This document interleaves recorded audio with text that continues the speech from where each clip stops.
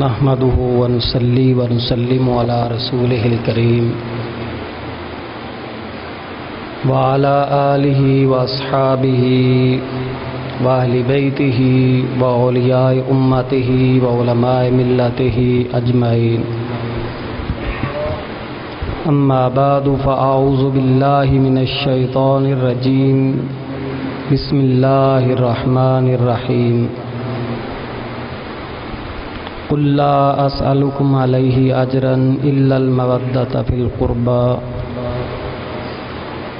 آمنت بالله صدق الله مولانا العظيم وصدق رسوله النبي الكريم الأمين ونحن على ذلك لمن الشاهدين والشاكرين والحمد لله رب العالمين. قال الله تبارك وتعالى في كلامه المجيد في مقام آخر في شان حبيبه مخبرا وآمرا: إن الله وملائكته يصلون على النبي يا أيها الذين آمنوا صلوا عليه وسلموا تسليما. الصلاة والسلام عليك يا سيدي يا رسول الله وعلى آلك وأصحابك يا خير خلق الله. الصلاة والسلام عليك يا جد الحسن والحسين وعلى آلك وأصحابك يا شفيع المذنبين. مولاي صل وسلم دائما أبدا على حبيبك خير الخلق كلهم، فإن من جودك الدنيا وضرتها ومن علومك علم اللوح والقلم. منزه عن شريك في محاسنه فجوهر الحسن فيه غير منقسم. جاءت لدعوته الأشجار ساجدة تمشي إليه على ساق بلا قدم. مولاي صل وسلم دائما أبدا على حبيبك خير الخلق كلهم. نہایت واجب الاحترام معزز و محتشم حاضرین گرامی قدر، مودت و محبت اہل بیت کے سلسلہ میں پچھلے جمعہ بھی میں نے اپنی معروضات پیش کی تھی. اسی کے متعلق چند مزید گزارشات آپ کے گوش گزار کرنے کی سعادت حاصل کروں گا. ہم اہل سنت و جماعت یہ اعتقاد رکھتے ہیں کہ اللہ رب العزت جل مجد العظیم احکم الحاکمین نے اپنے پیارے حبیب صاحب الاولاق فخر موجودات باعث تخلیق کائنات منبع کائنات مرکز کائنات حضور پر نور شاف یوم نشور صلی اللہ علیہ وآلہ وسلم کی اہل بیت اور آل پاک اور مطہر اطہار جو اولاد اور آل ہے اس کی محبت کو ہمارے اوپر لازم کیا ہے. یہ ہمارا عقیدہ ہے جو قرآن و سنہ سے ثابت ہے. بلکہ یوں کہا جائے کہ اس مودت و محبت کو ہم یہ اعتقاد کرتے ہیں کہ اس سے ہمارا ایمان مکمل ہوتا ہے.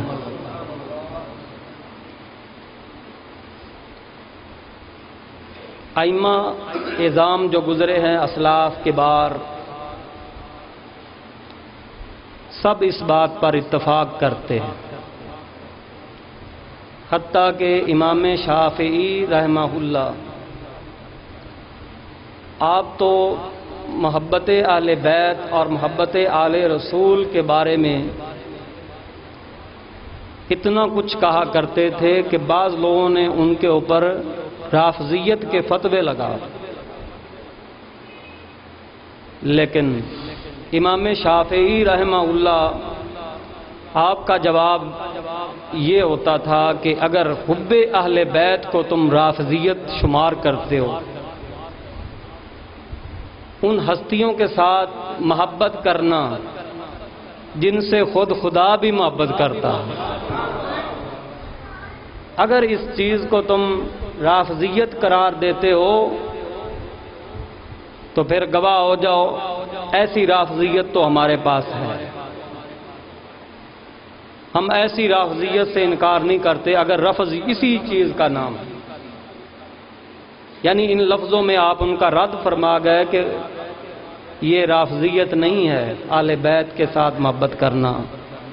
یہ تو سنت رسول ہے، سنت خدا ہے، اسے تم رافضیت قرار دو گے؟ کیسی نالائکی ہے، کیسی بدبختی ہے ان لوگوں کی جو حب رسول اور حب آل رسول کو رفض قرار دے۔ تو پھر آپ نے ایک ربائی لکھی شعروں کی صورت میں، اس میں اپنے عقیدے کا بھی اظہار کیا، عظمت آل بیت کا بھی اعلان کیا، اور ان کی جو محبت ہے اس کا درس اور حکم کس نے دیا اس کو بھی بیان کر دیا، اور پھر ایک حوالہ بھی دے دیا کہ اذانیں پڑھنے والوں، نمازیں پڑھنے والوں، تمہیں خبر ہونی چاہیے، تمہیں اس بات کا علم ہونا چاہیے، پتہ ہونا چاہیے، تمہارے علم میں یہ بات ہونی چاہیے کہ اگر جب تک تم آل رسول، اہل بیت رسول صلی اللہ علیہ وسلم رضی اللہ عنہم اجمعین، ان کی محبت میں ڈوب کر نماز میں ان کی ذاتوں پر درود نہیں بھیجو گے، تمہاری نماز ہی کامل نہیں ہوگی، کھوکھلی رہ جائیں گی یہ عبادات، صرف سجدہ سجود اور رکوع اس کی ظاہری صورت رہ جائے گی، اندر اس کے جو مغز ہے اور اس کی حقیقت جو ہے اس سے تم کوسوں دور چلے جاؤ۔ تو فرمایا نماز پڑھتے ہو نا تو پھر آل رسول کی محبت میں آ کر ان ذوات مطہرہ پر درود بھی بھیجو نا، اور اس بات کو یاد رکھو کہ تمہاری نماز کی تکمیل اسی صورت میں ہے کہ تم محبت سے نماز کے اندر بھی تشہد کی حالت میں بیٹھ کر آل رسول کی ذاتوں پر درود و سلام کے نذرانے۔ فرمایا یا اہل بیت رسول اللہ حبکم، کہ اے اہل بیت رسول، ہمارا اعتقاد اور یقین اور ایمان ہے، ہمارا عقیدہ ہے کیا حبکم فرض من اللہ تعالی فی القرآن انزلہ، کہ ہم یہ یقین رکھتے ہیں، اعتقاد رکھتے ہیں، اے آل رسول، اے اہل بیت کرام رضی اللہ عنہم اجمعین، ہمارا یہ عقیدہ ہے کہ حبکم، تمہاری محبت، فرض من اللہ تعالی، اللہ کی جانب سے یہ ہم پر لازم ہے، اور اس کا ساتھ حوالہ دیا فی القرآن انزلہ، قرآن عظیم کے ماننے والے، قرآن حکیم کو اللہ کی آخری کتاب تسلیم کرنے والے، ان کو فرما رہے ہیں، ان کو بتا رہے ہیں کہ ان اہل قرآن کا عقیدہ کیا ہونا چاہیے۔ حبکم، اے اہل بیت، تمہاری محبت اللہ کی جانب سے ہم پر لازم اور فرض ہے۔ اور یہ کہاں پر فرض کی گئی؟ وہی آیا جو میں نے تلاوت کی خطبہ کے اندر، جس کا حصہ میں نے پیش کیا۔ رب تعالیٰ نے ارشاد فرمایا قُلْ لَا أَسْأَلُكُمْ عَلَيْهِ أَجْرًا إِلَّا الْمَوَدَّةَ فِي الْقُرْبَى۔ تو امام شافعی رحمہ اللہ آپ لکھ رہے ہیں، ربائی ہے پوری اشعار کی صورت میں، ایمان کی تازگی کے لیے عرض کر رہا، یا اہل بیت رسول اللہ حبکم فرض من اللہ فی القرآن انزلہ، اما یکفی فی عظمتکم انکم من لا یصلی علیکم لا صلاة لہ، اما یکفی فی عظمتکم انکم من لا یصلی علیکم لا صلاۃ لہ، کہ اے اہل بیت رسول، ہماری محبتوں کا اظہار آپ کے حق میں تو یوں ہے، ہم اپنی عقیدتوں کے خراج تو آپ کی ذوات طیبات کے حضور یوں پیش کرتے ہیں کہ تمہاری عظمت اور تمہاری بلند پائیگی اور تمہاری بزرگی اور جلالت اور عظمت شان کی یہی بات منہ بولتی دلیل ہے کہ جو تم پر نماز کے اندر درود محبت سے نہیں بھیجے گا، لا صلاۃ لہ، اس کی نماز ہی نہیں۔ جب سمجھ آ جائے کہہ دینا سبحان اللہ۔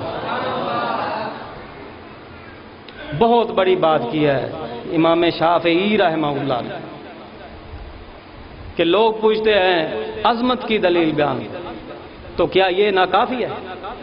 یہ بات کیا کافی نہیں ہے کہ یہ ہمارے اعتقاد میں بات ہے کہ جب تک کوئی محبت میں ڈوب کر ان ذوات طیبات پر نماز کے اندر درود نہ بھیجے گا، لا صلاۃ لہ، اس کی نماز ہی نہیں ہے، یعنی کامل نہیں۔ اور جب نماز کی تکمیل ان پر درود بھیجنے کی صورت میں ہوتی ہے نا، تو پھر رب تعالیٰ کی رحمت کے دروازے کیسے کھلتے ہیں۔ آؤ ذرا اس کو بھی دیکھتے ہیں۔ تیرے اور میرے آقا امام الانبیاء صلی اللہ علیہ وآلہ وسلم اپنے غلام کو دیکھا کہ وہ نماز گزار رہا، فراغت صلاۃ کے بعد اس نے جھوم کر محبت میں آ کر جب اہل بیت رسول پر درود و سلام کے نذرانے بھیجے نا، آپ سرکار صلی اللہ علیہ وآلہ وسلم نے اسے نماز سے فارغ ہوتا بھی دیکھا، سلام پھیر رہا تھا۔ نماز میں بھی اہل بیت کی ذوات پر درود ہے، اور پھر اس نے تو وہ تحفے تحائف اور نیاز مندیاں سلام پھیرنے کے بعد بھی ان کا سلسلہ منقطع نہیں ہونے دیا، اسی جگہ پر بیٹھے پھر وہی پڑھ رہا ہے کہ یا اللہ تو رحمت کاملہ نازل فرمانا محمد عربی کی ذات پر، اور آپ کی معیت میں آپ کی آل اور اہل بیت پر بھی یا اللہ درود بھیج دے گا۔ تو وہ سلسلہ محبت منقطع نہ ہونے دیا، سلسلہ نظر و نیاز اس نے منقطع نہ ہونے دیا۔ سلام پھیرنے کے بعد بھی قبلہ رخ بیٹھے بیٹھے وہیں نبی پاک صلی اللہ علیہ وسلم کی ذات اور ان کی آل پر درود بھیج رہا تھا۔ آپ سرکار صلی اللہ علیہ وسلم نے اسے دیکھا، سنا، قریب گئے اور فرمایا نماز کے بعد مجھ پر اور میری آل بیت پر درود بھیجنے والے سل توتا، اب مانگنا تیرا کام ہے، عطا کرنا خدا کا کام ہے۔ اور حدیث میں 2 دفعہ یہ لفظ تکرار کے ساتھ دہرائے ہیں حضور علیہ السلام نے، سل توتا، سل توتا، مانگ، اب مانگنا تیرا کام ہے۔ اور علماء بلاغت فرماتے ہیں کہ جس فعل کا مفعول بھی ذکر نہ کیا جائے نا تو وہ مفید عموم ہوتا ہے، یعنی فرمایا گیا سل، مانگ، یہ تو نہیں نہ کہا گیا، ارشاد یہ تو نہیں نہ ہوا کہ فلاں چیز مانگ لے تجھے مل جائے گی، فلاں چیز کا تقاضا کر تجھے مل جائے گی، وہ مانگ لے، یہ مانگ لے، نہیں فرمایا گیا، مطلق فرمایا گیا سل، یعنی مانگ، جو تو مانگے گا رب تعالیٰ نے اپنی عطاؤں کے دروازے تیرے لیے کھول دیے ہیں، تیرے ہاتھ اٹھنے کی بات ہوگی، اللہ تجھے عطا فرمائے گا۔ تکرار میں تاکید ہوتی ہے، اور حضور سرور عالم صلی اللہ علیہ وسلم نے یہ اتفاقی بات نہیں کہ میں کہہ رہا ہوں مانگ تجھے ملے گا، تکرار سے تاکید کے ساتھ فرمایا سل توتا، سل توتا، مانگ، اوے مانگ، اب مانگنا تیرا کام ہے، عطا کرنا خدا کا کام۔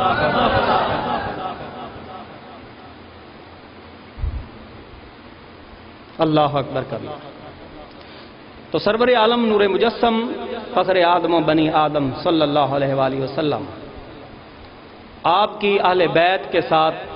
محبت کا درس ہمیں قرآن سے ملتا۔ فرمایا قل لا اسالکم علیہ اجرا الا المودۃ فی القربى۔ مفسرین کرام کی ایک لمبی لسٹ ہے، اگر میں اسے بیان کروں تو وقت کے دامن میں اتنی وسعت نہیں ہے۔ 1-2 حوالے آپ کو تفاسیر کے اندر جو موجود احادیث ہے ان کے دے کر بات کو آگے چلاتے ہیں۔ جب یہ آیا مقدسہ نازل ہوئی نا، قُلْ لَا أَسْأَلُكُمْ عَلَيْهِ أَجْرًا إِلَّا الْمَوَدَّةَ فِي الْقُرْبَى، فرما دو اے حبیب، اے میرے حبیب فرما دو، لا اسألکم، میں تم سے نہیں مانگتا، علیہ اجرن، تبلیغ دین کا جو معاملہ میں نے انجام دیا ہے، یہ جو پیغام خداوندی میں نے تم تک پہنچایا ہے، اور اس کی پاداش میں مجھے بہت کچھ چھیلنا پڑا ہے، بہت ساری مشکلات سے میں گزرا ہوں، لیکن میں نے پھر بھی خدا وحدہ لا شریک لہ کا پیغام من وعن تم تک پہنچا دیا ہے، اور اس تبلیغ دین کے بدلے میں تم سے کچھ بھی نہیں مانگتا۔ یہ اللہ سکھا رہا ہے، قل فرما دو میرے حبیب، لا اسألکم، میں تم سے نہیں مانگتا، علیہ اجرن، تبلیغ دین کرنے کے بدلے میں کوئی بھی اجر نہیں مانگتا، نہیں مانگتا۔ اب دین ہم تک پہنچا، امت تک پہنچا، دین کی خوبصورتی، دین کی عظمت، دین کی چاشنی اور حلاوت ایمانی اور دینی اور دین اسلام کی حقیقت جب آشکارا ہوئی نا غلامان مصطفیٰ پر، کہ کیسا عظیم دین لے کر اور کیسا سہل ترین آسان ترین دین لے کر، اور وہ دین لے کر جو اللہ کے ہاں سارے ادیان سے زیادہ مقبول و محبوب ہے، لے کر اللہ کے حبیب آئے ہیں، تو غلاموں کے دل میں یہ بات توانی تھی کہ ہم بھی کوئی نیاز مندی پیش کریں۔ آخر اللہ کے حبیب صلی اللہ علیہ وآلہ وسلم نے وہ عظیم دین پیش کر دیا، اس عظیم الشان دین سے ہمیں روشناس کروایا ہے، دینیات ہمیں سکھائی ہے، ایمانیات ہمیں سکھائی ہے، ہم عبادات کر رہے ہیں، ریاضتیں کر رہے ہیں، نمازیں پڑھی جا رہی ہیں، زکاتیں دی جا رہی ہیں، اور اجر و ثواب اکٹھے کیے جا رہے ہیں، یہ سب فیضان امام الانبیاء صلی اللہ علیہ وآلہ وسلم کی تبلیغ دین کا صدقہ ہے۔ تو غلاموں کے دل میں یہ خیال پیدا ہوا کہ ہم بھی کوئی نیاز مندی پیش کریں، ہم بھی کوئی نظر پیش کریں، ہم اس کا کوئی نہ کوئی بدلہ دیں، ہم اس احسان کا بدلہ چکائیں اور اس کا شکرانہ نعمت ادا کریں۔ تو رب نے فرمایا دنیا کی کوئی چیز، کوئی بھی حقیقت کی چیز، کوئی بھی یہ زر و سیم، کوئی بھی مال و منال، کوئی بھی اسباب، کوئی بھی جاگیر جائیداد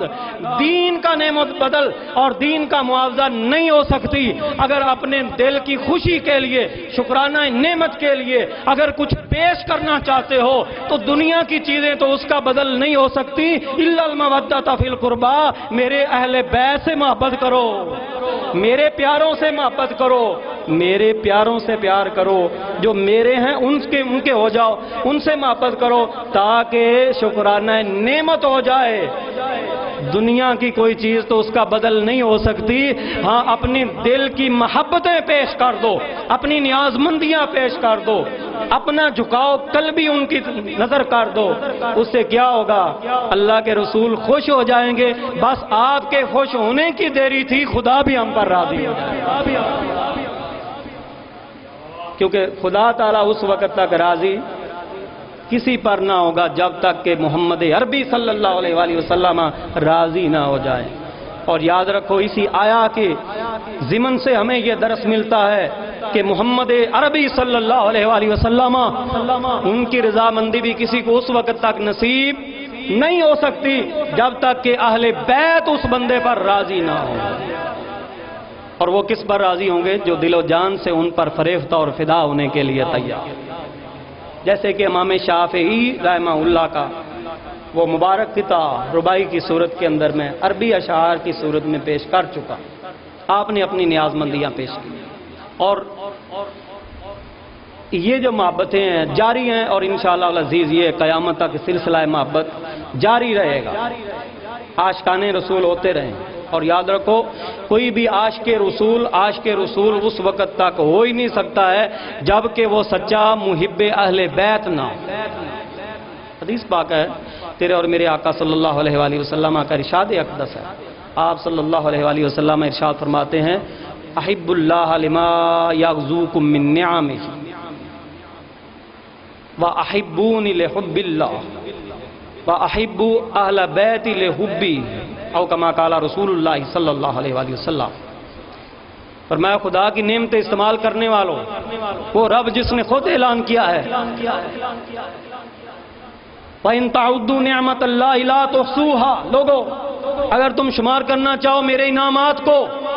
تمہاری زندگیاں ختم ہو سکتی ہیں، اعداد و شمار جواب دے سکتے ہیں، لیکن جو وحدہ لا شریک لہ کی تمہارے اوپر نعمتیں ہیں تم اپنی زندگی بھر انہیں شمار نہیں کر سکتے، ان کا احاطہ ممکن۔ حضور علیہ السلام نے فرمایا رب کی نعمتیں استعمال کرنے والوں، اب حق بنتا ہے جس ذات نے تمہیں انعامات سے نوازا ہے اس ذات سے محبت کرو۔ احب اللہ لما یعظکم من نعمہ۔ اور آگے فرمایا کہ جب تم اس چیز کے آغاز کی طرف بڑھو گے کہ ہم شکرانہ نعمت کر کر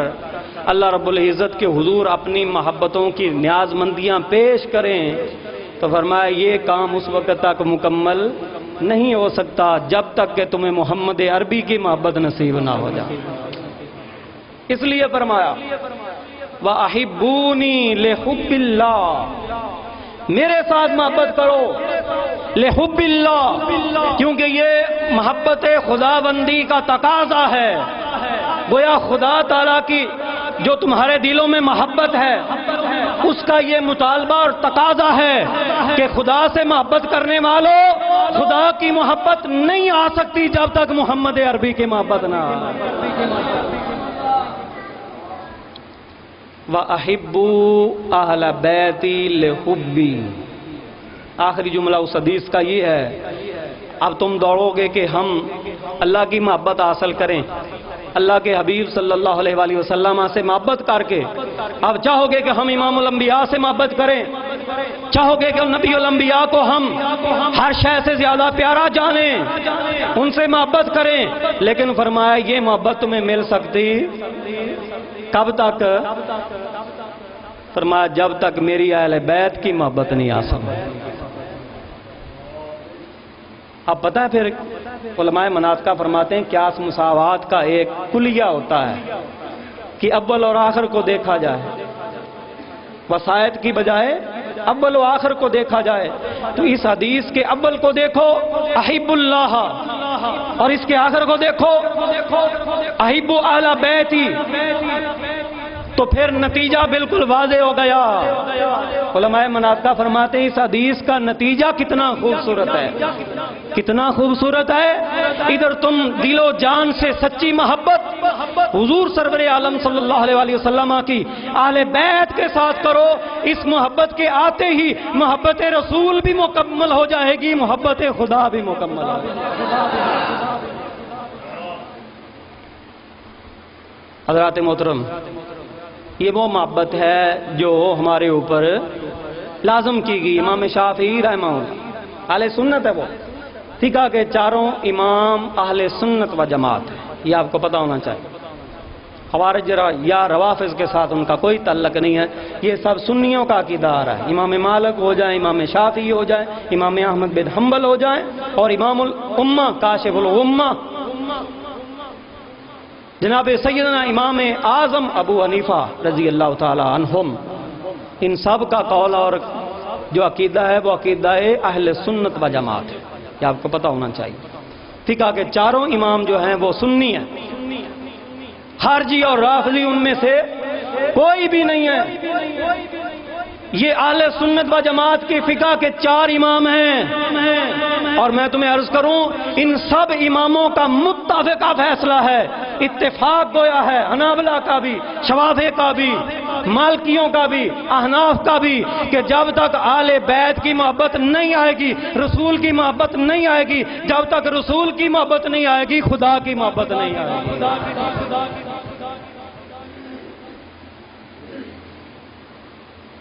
اور کیا محبت کے یہ تقاضے ہوتے ہیں کہ ایسی ہستیاں موجود ہوں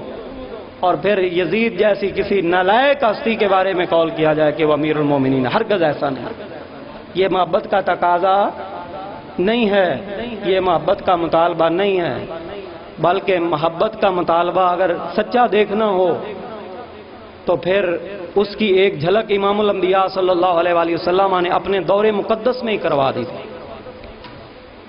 گویا آپ فرما رہے ہیں، آپ کی حدیث آپ بھی فرما رہی ہے، اس وقت بھی یہ درس جاری تھا کہ جھگڑے ہوں گے، آپس میں اختلاف ہوں گے، جھگڑے ہوں گے، کوئی کیا کہہ رہا ہوگا، کوئی کیا کہہ رہا ہوگا، منصب کے حصول کے لیے اپنی اپنی کوششیں جاری ہوں گی، قول بھی کیا جا رہے ہوں گے، دلائل بھی دیے جا رہے ہوں گے، ہو سکتا ہے قرآن کی آیات بھی پڑھی جا رہی ہوں، لیکن امام الانبیاء نے فرما دیا، سنو حسین منی وانا من حسین، اس بات کو تم یاد رکھنا کہ حسین مجھ سے ہے، میں حسین سے ہوں۔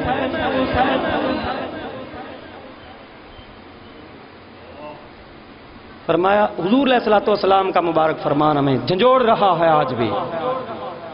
کہ بیجا اختلافات کی طرف نہ جاؤ۔ اہل بیت کی اگر سچی محبت ہوگی تو تمہیں شان حسین خود ہی نظر آئے گی، ان کا مقام اور مرتبہ کیا یہ خود ہی پتہ چلے گا، کسی کو بتانے کی ضرورت ہے۔ امام الانبیاء صلی اللہ علیہ وآلہ وسلم نے ایک دفعہ خطبہ دیتے ہوئے فرمایا، الا اخبرکم بخیرکم